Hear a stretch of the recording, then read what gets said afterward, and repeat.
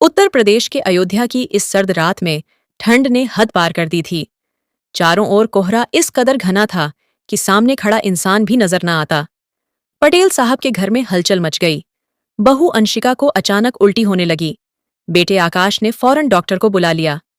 अंशिका की सास भी वहीं मौजूद थी, घबरा रही थी। लगता है ठंड की वजह से बहू की यह हालत हो गई है। अरे बहन जी, आपकी बहू मां बनने वाली है। क्या? हाँ बहन जी, बहू की देखभाल करना, ठंड में ज्यादा बाहर मत निकलने देना। अरे डॉक्टर साहब, उसकी आप फिक्र मत कीजिए। मेरी माँ तो अंशिका को अपनी बेटी जैसी मानती है। डॉक्टर साहब वहां से चले गए, लेकिन इस खुशखबरी से पूरे परिवार में खुशी फैल गई। रात में सासू मां, ससुर जी, अरुण जी, मैं आज आप लोगों के लिए मटर पनीर बना देती हूँ। अरे नहीं बहू, ऐसी हालत में तुझे काम नहीं करना चाहिए। वैसे भी इस बार ठंड ने तो हद पार कर रखी है। ऐसा करो, तुम अपनी देहरादून वाली बहन पायल को बुला लो। हाँ बहू, यह सही रहेगा। उस रात सास ने ही खाना बनाया। सब खा पी कर सो गए। अगली सुबह ससुर ने, बेटा तू ऑफिस जा, मैं जाकर बहू की बहन पायल को देहरादून से ले आता हूँ। अरे पिताजी, बाहर बर्फबारी शुरू हो गई है। आप इस उम्र में कहाँ जाएंगे? मैं जा रहा हूँ पायल को लेने। आकाश अपनी कार से निकल पड़ा। रास्ते में बर्फबारी तेज हो गई, लेकिन वो रुका नहीं। रात तक वो पायल को लेकर लौट आया। अंशिका ने अपने बहन को देखा तो आंखें नम हो गईं। सास ससुर भी खुश थे। कॉन्ग्रेचुलेशंस दीदी। जैसे ही जीजू ने मुझे खुशखबरी दी, मैं तो खुशी से उछल पड़ी। बेटी तुम लोग बातें करो, मैं तुम लोगों के लिए चाय बना देती हूँ। बाहर बहुत ठंड है, तुम तो जड़ा गई होगी। हाँ हाँ, जल्दी जाओ, पायल के लिए चाय नाश्ते का इंतजाम करो। माँ जी, मेरे होते हुए इस घर में आप काम करेंगी? इतनी भी ठंड नहीं लगती मुझे। पायल ने सबको चाय पिलाई, फिर खाना बनाया, लेकिन ससुर ने बहाना किया। पायल, मुझे बहुत ठंड लग रही है और अभी ज्यादा भूख भी नहीं लगी है। पहले तुम लोग खा लो, मेरा खाना थोड़ी देर में मेरे कमरे में ले आना। क्या हुआ पिताजी? आपकी तबीयत तो ठीक है? हाँ हाँ, मेरी तबीयत ठीक है। आप जाइए, मैं थोड़ी देर बाद आपका खाना आपके कमरे में लेकर आ जाऊंगी। सारे लोग खाना खा के अपने अपने कमरे में चले गए। इधर पायल अपने कमरे में आई, कपड़े बदले और मेकअप भी करने लगी। ठंड के मौसम में मैं बिल्कुल हीरोइन लगने लगती हूँ। अब जाकर दीदी के ससुर को खाना दे देती हूँ। पायल खाना लेकर ससुर जी के कमरे में चली गई। अरे आओ पायल, दरवाजा बंद कर लो। दरवाजा क्यों बंद कर लूं? और माँ जी कहाँ चली गई? अरे वो तो बहू के कमरे में होंगी, बाहर से ठंडी हवा आ रही है, इसलिए दरवाजा बंद कर लो। पायल ने दरवाजा बंद कर लिया और उसके बाद वह अपने हाथों से खाना खिलाने लगी। पायल, तुम अपने हाथों से मुझे खाना खिला रही हो। ज्यादा नाटक करने की जरूरत नहीं है। मैं देख रही हूँ, जब से इस घर में आई हूँ आपकी नजरें मुझ पर ही हैं। अपने जानबूझकर मुझे यहाँ बुलाया है। अरे तुम तो बड़ी समझदार हो, तो बताओ क्या समझ आया तुम्हें? जब दीदी की शादी हुई थी ना, तब से आपको मैं पसंद करती हूँ। इस उम्र में भी आप जवान लगते हो। एक रोज अंशिका अपने सास के साथ ससुर जी के कमरे में घुस गई। इस उम्र में ये सब करते हुए शर्म नहीं आती? हमें तो पहले ही शक था, आज यकीन हो गया। पायल, जब इन्हें सब कुछ पता चल गया है तो सब कुछ बता ही देते हैं। देख बुढ़िया, तू मुझे अब कोई खुशी नहीं दे पा रही है। मैं पायल को पसंद करता हूँ, ये भी मुझे पसंद करती है। हम दोनों जल्द ही शादी कर लेंगे। अंशिका और उसके सास दोनों के पैरों तले जमीन खिसक गई। पायल बहन होकर भी तूने मेरे साथ ऐसा किया। इस घर की इज्जत का कोई ख्याल नहीं। सुनो दीदी, तुम मेरी सगी बहन नहीं हो, मेरे चाचा की बेटी हो। ये मेरी जिंदगी है, मैं अपने तरीके से जीऊंगी।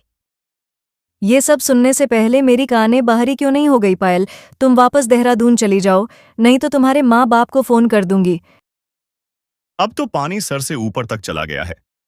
तुम दोनों मेरे और पायल के बीच में आ रही हो, इसलिए तुम दोनों अपना सामान पैक करो और इस घर से हमेशा के लिए निकल जाओ। ससुर जी, ये क्या कह रहे हैं आप? चुप कर, चुपचाप मेरे घर से निकल जा। ये घर, कंपनी, मेरे करोड़ों की प्रॉपर्टी सब मेरे नाम पर है। मैं पायल के नाम पर करने वाला हूं। चल निकल यहां से।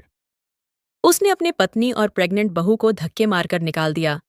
वो बेचारे ठंड में इधर उधर भटकने लगे। बहू, मुझे माफ कर देना। मुझे नहीं पता था वो बुढ़ा इस उम्र में ऐसे हरकत करेगा। आप क्यों माफी मांग रहे हैं? जब आकाश को इनके बारे में पता चलेगा तो उन पे क्या बीतेगी। वो लंदन गए हैं, उनसे कोई कांटेक्ट नहीं हो पा रहा है। चलिए माँ जी, कहीं रहने का जुगाड़ बनाते हैं।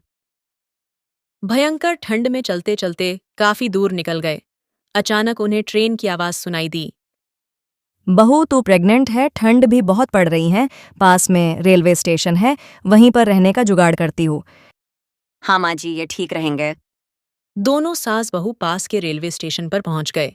सासू माँ, लगता है यहाँ ज्यादा कोई आता जाता नहीं है, यहाँ सही रहेंगे। लेकिन मुझे तो बहुत ठंड लग रही है। बहू ठंड तो मुझे भी लग रही है, जैसे जैसे रात होगी बर्फबारी भी शुरू हो जाएगी। हमारे पास ओढ़ने बिछाने के लिए भी कुछ नहीं है। आने वाले बच्चे पर इसका बुरा प्रभाव पड़ सकता है। माँ जी, ऐसा कीजिए, ये मेरे कान के झुमके बेच दीजिए। बहू तू अपने कान के झुमके बेच देगी? माँ जी, अभी हमारा जिंदा रहना ज्यादा जरूरी है, जल्दी जाइए, ज्यादा सोचिए मत। उसकी सास बेचारी झुमके लेकर पास के किसी सुनार के दुकान पर गई और उसे बेच दिया, और जो पैसे मिले उससे बिस्तर लेकर आ गई। अब धीरे धीरे रात हो गई थी और बर्फबारी भी शुरू हो गई। माँ जी, आप यहाँ पर आराम कीजिए, मुझे पैसे दो, मैं खाने के लिए कुछ लेकर आती हूँ। आप थक गई होगी। वहीं स्टेशन के बाहर अंशिका एक ढाबे से खाना लेकर आ गई। दोनों सास बहू बैठकर खाना खाने लगे, लेकिन उसके सास की आंखों से आंसू निकल पड़े। माँ जी, आप रो क्यों रही हैं? यहाँ पर हम सब सुरक्षित हैं। बहू मुझे समझ में नहीं आता कि एक पल में क्या से क्या हो गया। माँ जी, जो हुआ उसे भूल जाइए। पता नहीं आकाश हम तक कभी पहुँच जाएंगे कि नहीं। दोनों खाना पीना खाकर वहां पर सो गए। आधी रात को वहां टीटी आ गया। कहाँ जाना है आपको? ट्रेन कब की है आपकी? तुम्हारे जैसे बहुत आते हैं यहाँ स्टेशन पर रात बिताने। तुम लोग के चक्कर में मेरी नौकरी चली जाएगी। चलो जाओ यहाँ से। दोनों उनके सामने गिड़गिड़ाती रहीं, लेकिन टीटी नहीं माना। दोनों को आधी रात को वहां से जाना पड़ा। बिस्तर लेकर दोनों फुटपाथ पर भिखारियों के साथ सो गई। उसके बाद दोनों भिखारियों के साथ रहने लगी, भीख मांगने लगी। धीरे धीरे 4 महीने बीत गए। एक रोज आकाश ने उन दोनों को देख लिया और भागता हुआ उनके पास आया। आप लोग इतने रात में यहाँ क्या कर रहे हो? बेटा तू घर कब आया? माँ, मैं लंदन से अभी अभी आ रहा हूँ। बस घर ही जा रहा था कि मेरी नजर आप लोगों पर पड़ गई। क्या हुआ? आप दोनों रो क्यों रही हो? अंशिका ने सारी बात आकाश को बता दी। मेरे जाने के बाद इतना कुछ हो गया। मैंने कभी सोचा नहीं था कि पिताजी ऐसा कुछ करेंगे।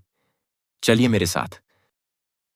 आकाश टैक्सी करके अपने घर पहुंचा, लेकिन वहां पर कुछ नए लोगों आ चुके थे। कौन है आप लोग? ये मेरा घर है। देखो भाई, जिसका ये घर था वो घर बेचकर चली गई है। चली गई है अंशिका?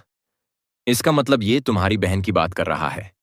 मेरे पिता और तुम्हारी बहन दोनों शादी करके यहां से भाग गए, ऐसा लगता है। लेकिन दिक्कत वाली कोई बात नहीं है। चलिए मेरे साथ। आकाश फिर से उन्हें वहां से लेकर चल दिया। रस्ते में उनकी नजर अपने पिता पर गई, जो सिग्नल पर भीख मांग रहे थे। आकाश अपनी पत्नी और मां के साथ सिग्नल पर पहुंचा। ये क्या कर रहे हो? आप जाइए अपनी नई नवेली दुल्हन के पास। बेटा, मुझे मेरे कर्मों की सजा मिली है। मैंने अपने सारे धन दौलत पायल के नाम कर दी थी, और वो सब कुछ बेचकर ये देश छोड़कर चली गई। मुझे भी घर से बेदखल कर दिया। अब हमें भीख मांगनी पड़ेगी। आपको अपने कर्मों की सजा मिलनी चाहिए, लेकिन भीख आप ही मांगेंगे?